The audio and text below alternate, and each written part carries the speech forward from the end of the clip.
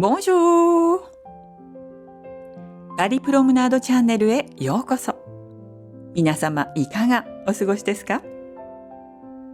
今回の動画ではクリニャンクールののみの市へ参りましょう。世界最大級ののみの市、それだけでもワクワクします。そして今回は友人の久美子さんに特別にご案内していただくことになりました。このチャンネルをご覧くださっている方は久美子さんのことをすでにご存知ですよね。彼女はフランスの伝統手芸ブチの第一人者。しかも彼女のお宅は昔の駅を大改造したものなんです。それをご紹介した動画のリンクを概要欄に添えておきます。ぜひご覧くださいませ。彼女のお宅にはクリニャンクールののみの市で見つけた素敵な品々がたくさんあります。久美子さんのこれまでの購入品の一部もご紹介しますので、どうぞお楽しみに。お宅からのみの市までは歩いて10分くらいの距離。久美子さんはこののみの市のことを本当によくご存知です。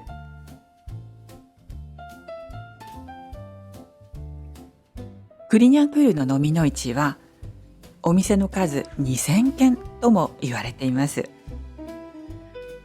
それほどの規模ですから何回か訪ねたぐらいでは全部を回りきれるはずもありません。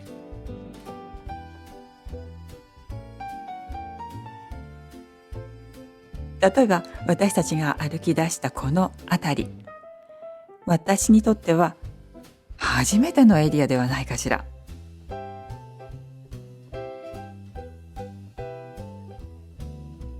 あら、これは久美子さんのお宅にもあるラジエーター。ご主人のレオさんが外もそして中もきれいにして新しいお住まいに生かしていたはず。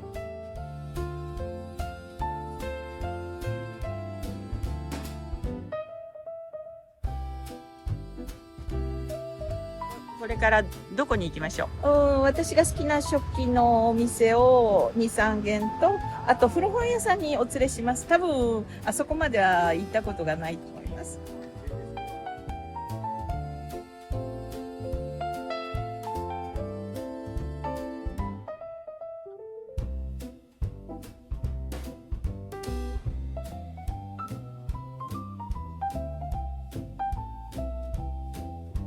こちらのスタンドは私の以前のクリニャンクールののみの市の動画でもご紹介しています。お店の名前はレタブル・レヴァ。久美子さんもやはり足を止めるスタンドなのだそうです。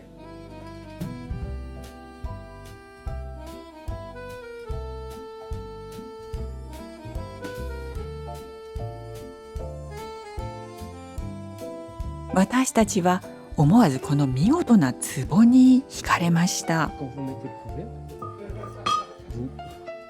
きっと日本製ではないかしら。お店のムッシュにとってもご自慢の品という感じ。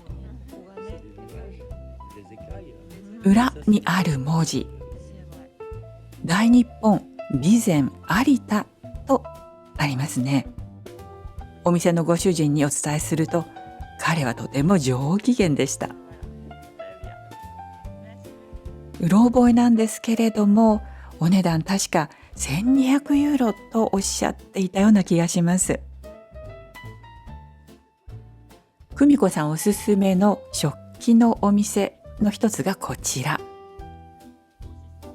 ウィンドウに飾ってあるセットがすでに久美子さんの趣味にぴったりなんですが、こちらのお店の方はたまたま留守にしていらっしゃったので、お店の中に入ることはできませんでした。確かに魅力的なものがたくさんありそうですね。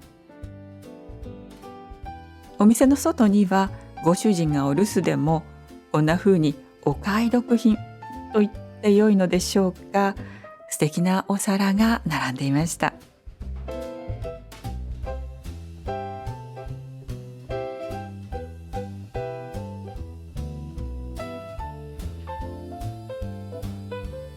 そして次なるおすすめのお店はこちら。おそうめんの大皿はここでいただきました。この大皿も素敵。いずれもジアンのもののようです。こちらには90ユーロというお値段がついていました。この器はユゼスというフランスの地方で作られたもののようです。こちらもまたいい感じ。こちらは120ユーロとおっしゃっていたような気がします。シャングリエとか。久美子さんが目を留めたこのセット。確かに夏にぴったりですね。こちらもまた久美子さんの好きなお店。ここはそうか、綺麗すぎる。でも田舎のメゾンのカンパーニュがあったらいいですよね。こういうの飾りたいですよね。可愛いね。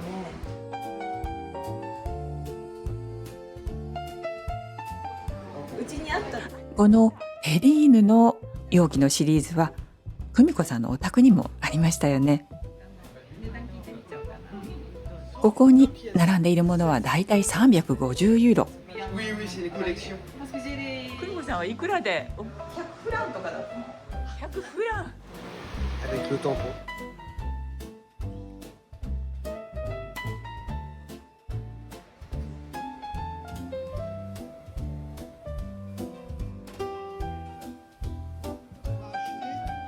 これは思わず目を引きます。LED の電球を入れてあるんですが、電球ともども一つのオブジェのように見えますよね。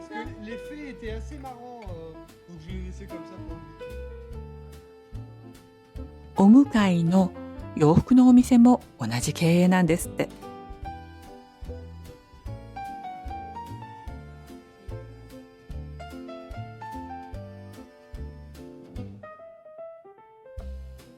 こちらの専門店にも注目。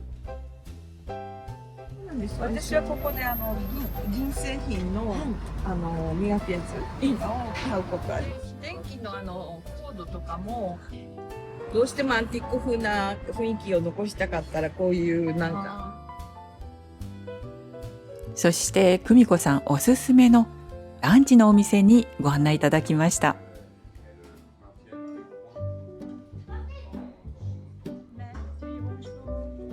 おすすめのお店ですね。そうです。そう食べます。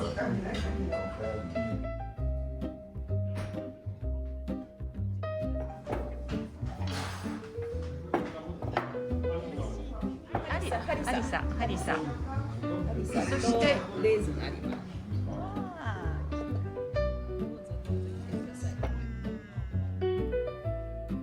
ここに野菜がたくさん入ってます。ひよこ豆も入ってます。まずはクスクスの。私たちはメルゲーズ、メシュイをトッピングに選びました。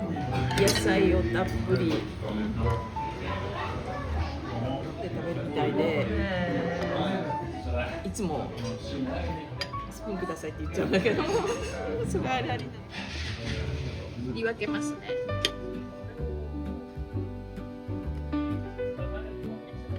これは子羊のゴ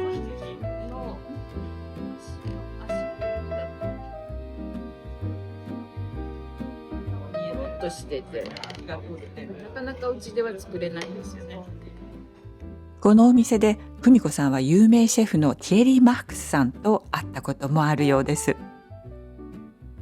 彼もまた常連の様子です。こんな感じです。うちでも作りますけれども、やっぱりすごい量作らなきゃいけないので、お客様がたくさんいないといけないので、オフィスにお友達をお連れするときはこちらにお連れすること多いですね。いただきます。おいしい。なかなか良いお店を教えていただきました。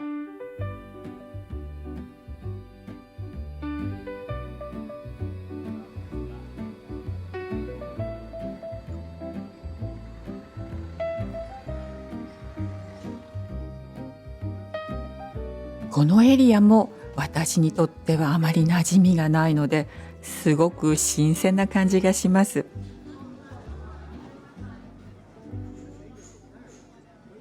似たようなのがありますか？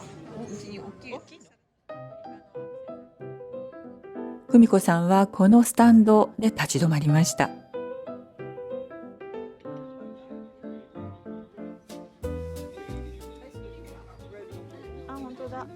ここに並んでいるガラス食器はほとんどが1ユーロなんですって。かなりお買い得ではないですか？こうやって買っちゃうからね。そして今日もまた久美子さん、めぼしいものを見つけました。6個あった。6ユーロだよ。私は久美子さんのお宅で以前手作りのアイスクリームをご馳走になったことがあるんですが、その時使っていた器はここで購入されたものとのこと。お買い物が早い。久美子さんはその品物が自分が思っている金額かそれよりも低ければそれ以上値切ることはしないそうです。ここは二足三本通りです。二足三本通り。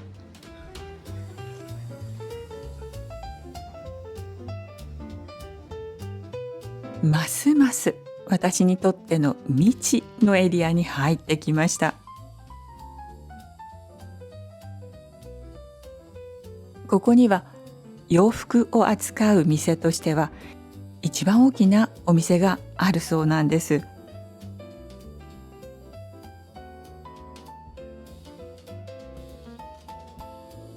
この左側、ずらっと一軒のお店なんですよ。このお迎えは違うんですよね。一緒です。右側もそうです。サラのお店です。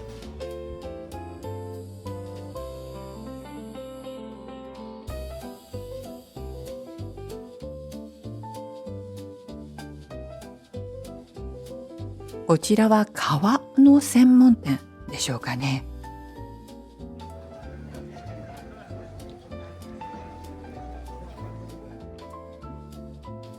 そしてこちらが久美子さんが私たちに紹介したいとおっしゃってくださっていた古本屋さんです。探しているものがあったら相談に乗ってくれます。グリニャンクールのお店って一つ一つがそれほど大きくないイメージでしたけれども、私は認識が変わりました。こちらも奥がものすごく深い。久美子さんが一番奥まで来たのは、この一角がテキスタイル、布に関する本のエリアだからなんです。で現在本屋さんで買える本よりも安く売ってる場合もあるけど、だいたいもう廃盤になってる本を探したり古いものを探したりします。デザインの参考とかになりますよね。素敵ですよ。型紙、浴衣とかね、うん渋紙のあれでしょうね。そうそう、おっしゃる通り。こちらはほとんど図書館レベルの規模だと思いませんか？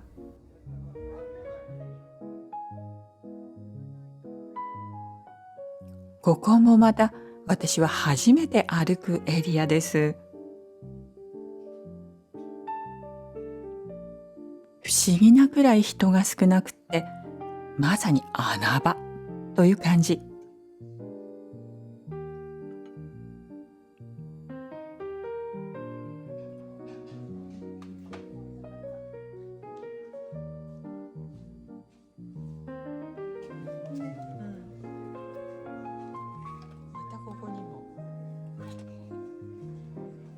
久美子さんが見ていたクロコダイルのバッグ。これはパリの老舗ブランドモラビトのヴィンテージでした。お値段は450ユーロ。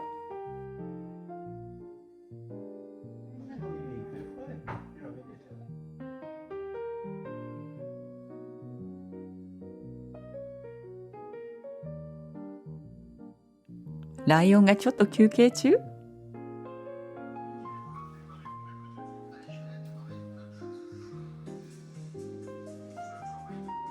なんだか時間が止まっているような感じ。別の時代に迷い込んだような気がします。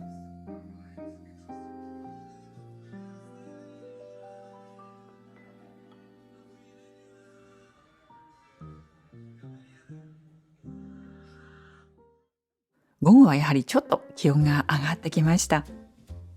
この辺りで一息入れましょう。私はなんだかビールの気分。久美子さんはアイスコーヒー。以前フランスではアイスコーヒーはすごく珍しかったと思いますが、最近はこんな風に気の利いたアイスコーヒーが出てくるようになりました。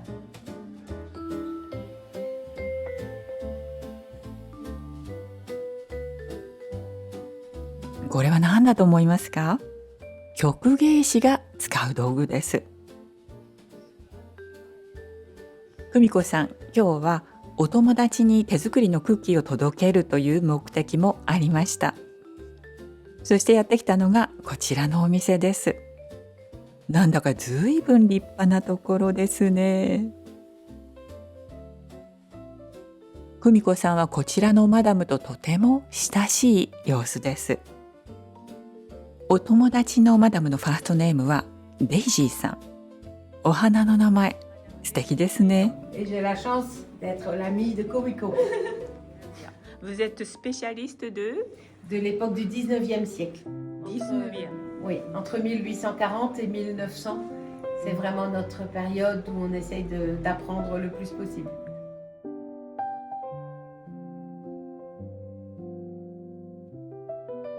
Oui, oui, on a fourni des musées, on a vendu des pièces au musée d'Orsay, etc. Oui, on essaye. Oui, oui, oui. En Amérique, on a vendu aussi au musée. Oui. Et puis des collectionneurs, et puis voilà. Souvent, il y a l'exposition de musée, tu prêtais les objets aussi. Ah oui, ça c'est vrai. Lors de l'exposition du musée de Christophe, on avait prêté 11 pièces. C'est une période extraordinaire pour les arts, le 19e siècle. Napoléon III, la période de Napoléon III, la France rayonnait, mais comme au 18e siècle, avec les expositions universelles. La première était à Londres en 1851, mais la première exposition de Paris, c'est 1855. La reine Victoria était venue dîner, etc. Donc, jusqu'en 1900, où il y a encore eu l'exposition universelle, cette période était extraordinaire. Parce que les artisans, les sculpteurs, ils essayaient de faire le mieux qu'ils pouvaient, les plus belles œuvres pour montrer la valeur de leur entreprise et montrer aussi le savoir-faire français. C'est une période extraordinaire, l'époque de Napoléon III. Et en fait, la marqueterie de porcelaine, elle ne s'abîme pas. Ça reste. 私はこの細工を初めて見ました。ポセレン象眼。これは木の上に描かれた模様ではなくて、磁器をカットしてはめ込んでいるんです。Ah ben regardez, on voit comment c'était fabriqué. Vous voyez, ça c'est de la porcelaine, ça. Entre 1849 et 1867. De l'ébéniste Riva. Du velours. C'est beau, hein? Oui. Incroyable. Il a fait sur l'albâtre. Albâtre, d'accord. Oui. Alabasta. Ouais, c'est ça. Mon mari, c'est Marc. これはデイジーさんのご主人マークさんが書かれた本。こういった歴史的な一品の専門家でいらっしゃるんですね。デイジーさんはまたこのようにもおっしゃいました。パリでお店をいくつも持っていた時代もあるけれど、私はやっぱりこのクリニャンクールが好き。クリニャンクールの飲みの市というところは、ほとんど道で拾ったようなものが売り買いされているところでもあるし、王様が買い物に来る場所でもある。そこがいいのよ。世界中探しても、こんなところは他にはないわ。Voilà, comme moi, je ramasse les verres pas chers, les choses comme ça, mais en même temps, on peut vraiment bénéficier des jolies choses et culturelles et histoires de France, beauté. お二人の言葉は、クリニャンクールの飲みの市の摩訶不思議で、深遠なる魅力をズバリと言い当てているように思いました。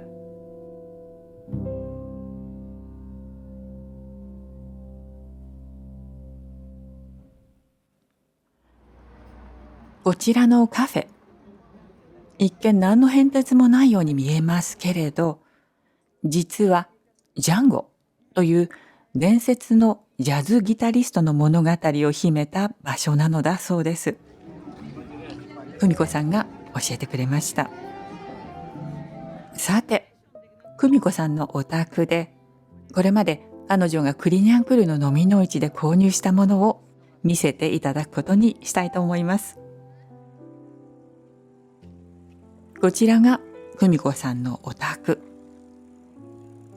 本当に立派ですよね。こちらのショール、素敵だと思いません？繊細なコットンに美しい刺繍が施されています。11、18世紀とか19世紀の頭なんですけれども、その時代によって大きさ、これは比較的小さいものです。1メートルちょっとぐらいじゃない。こういうとこに使ってた薄いシュールで。そうです。それはクリニアンクール。ドレス自体が薄かったりしたので、でこれはナポレオンの時代もナポレオン3世の時代も流行りました。ナポレオン3世の時代は比較的ドレスがもうちょっと大きいので、大判のこういうアンピールスタイルのドレスなんかの時には気温とかそういう問題もあって欠かせないものだったんですね。このアクセサリーの数々もクリニャンクールでの購入品。このオブジェにはなんとハサミが入ってるんです。それぞれの紐やリボンは久美子さんが選んで合わせたものです。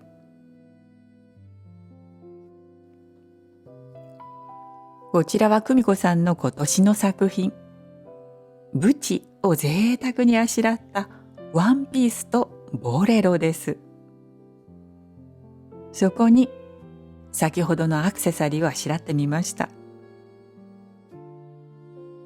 飲みの市では実際に使えるもの、活かせるものを購入することが多いという久美子さん。食器もしかりです。マルボティーヌの食器が勢ぞろい。すごく素敵だと思いませんか？久美子さんはとりわけ白い食器を購入することが多いようです。日本から持ってきている食器も白が多いということで、それらと組み合わせながら使うこともあります。こちらはアーティチョーク用のお皿。このレリーフがとってもエレガントで、まるで久美子さんが制作するブチのようではありませんか。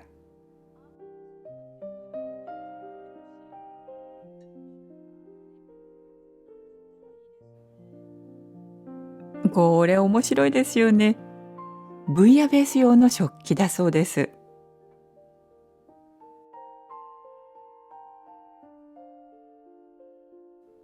久美子さんはこの大皿に例えばお寿司を乗せたりすることもあるそうです。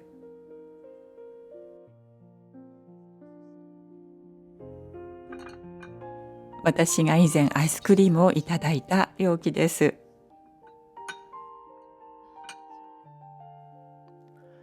こちらは先ほど訪ねたお店、オブジェ・ドゥ・アザールで購入したラリックの器です。久美子さんはこれをそうめんの器として使っているということで、めいめいのつゆはこの小さな器に。こちらもまたクリニャンクールでの購入品だそうです。後日、久美子さんからこの写真が届きました。この日のガラスの器にお手製のベルガモットのソルベ。なんとも惚れ惚れするような素敵な暮らしだなぁと改めて思いました。いかがでしたでしょうか。久美子さんと訪ねるクリニャンクールの飲みの市。お楽しみいただけましたでしょうか。この動画が良かったと思われたら、どうぞ高評価を。